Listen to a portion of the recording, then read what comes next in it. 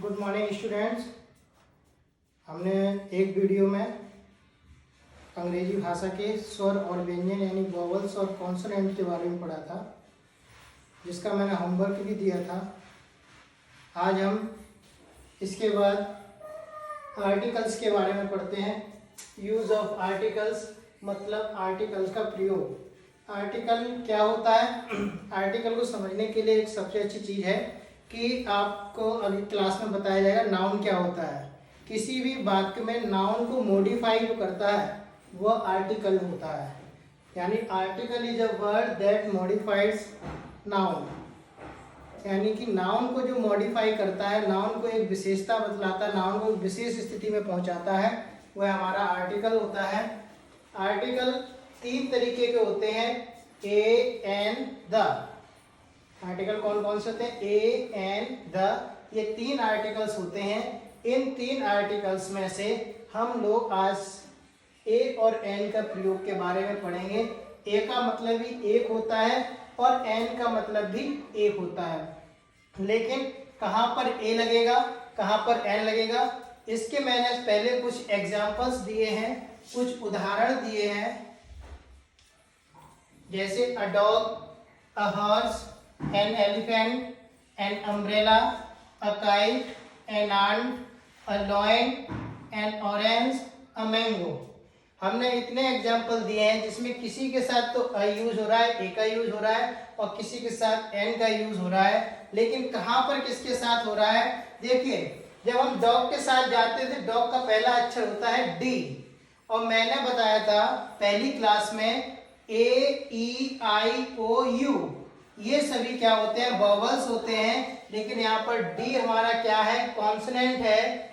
H भी consonant है, के भी कॉन्सोनेंट है, एम भी कॉन्सोनेंट है और एल भी कॉन्सोनेंट है। अर्थात जिन नाउन का पहला अक्षर कॉन्सोनेंट से शुरू होता है, यानी जिन नाउन का प्रोनाउंसिएशन कॉन्सोनेंट से शुरू होता है, उसके साथ हम ए का प्रयोग करते हैं।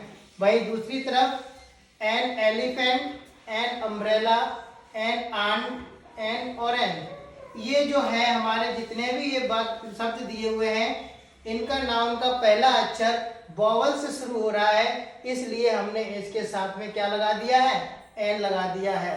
तो हमारा एक नियम निकल के आता है, एक रूल बनता है कि ऐसे सिंगुलर नाउन को ध्यान में रखना है। सिंगुलर नाउन का मतलब होता है एक वचन। एक वचन क्योंकि मैं पहले ही बता चुका हूं, ए और एन का प्रयोग एक के अर्थ में होगा, यानी कि जहां पर एक नाउन होगा वहां पर क्या लगेगा? ए और एन में से कोई एक लग जाएगा। लेकिन जैसे ही दो हो जाते हैं, उदाहरण के लिए यहाँ पे डॉग ना होता, और डॉग का मतलब है एक कुत्ता, अगर यहाँ पे डॉग्स हो जाता, एस और लगा होता, तो यहाँ पर ए नहीं लगाएंगे। इसलिए नियम बनाते समय ऐसे सिंगुलर नाउन, ऐसे एक वचन संज्ञाएं जिनकी स्पेलिंग का पहला अक्षर किससे शुरू हो? वॉवल से शुरू हो। यहाँ देखिए, एलिफेंट में ई हमारा वॉवल्स है, अम्ब्रेला का यू हमारा वॉवल्स है, आंट का ए कैप वो वॉवल्स है, और ऑरेंज का ओ वॉवल्स है। इसलिए जब पहला अक्षर वॉवल्स से शुरू होता है तो उनके साथ एन का, तो हमने देखिए जहां जहां पे वॉवल से शुरू हो रहा है वहां पर हमने एन का प्रयोग कर दिया है। लेकिन जहां पे जिन सिंगुलर नाउन का पहला अक्षर कॉन्सोनेंट यानी व्यंजन से शुरू होता है, जैसे कि डॉग, हॉर्स, मैंगो, काइट, इनके साथ शुरू होता है, व्यंजन से शुरू होता है, तो उसके साथ हम लोग ए का प्रयोग करते हैं, उनके साथ ए का प्रयोग किया जाता है।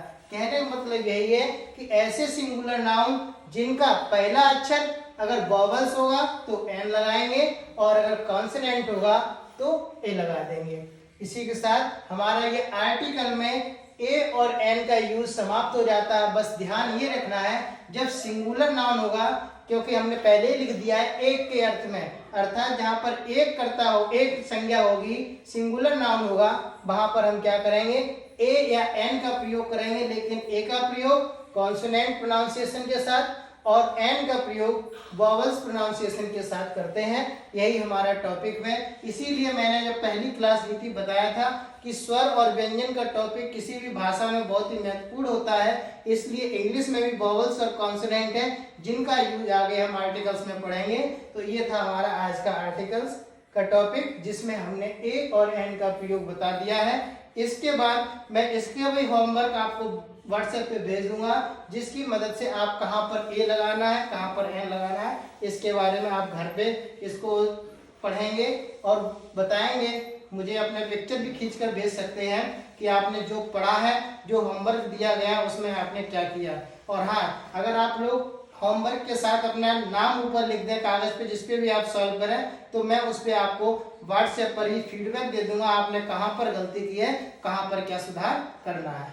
ओके, आज के लिए इतना ही इंग्लिश में। आज आपको हमारा परिवेश का कुछ टॉपिक आपको क्लियर कराया जाएगा। ऐसे टॉपिक क्लियर कराए जाएंगे जो 3, 4, 5 सभी क्लास के लिए कॉमन होंगे। ठीक है, तो आज के लिए हमारा इतना ही टॉपिक है। ओके, नमस्कार।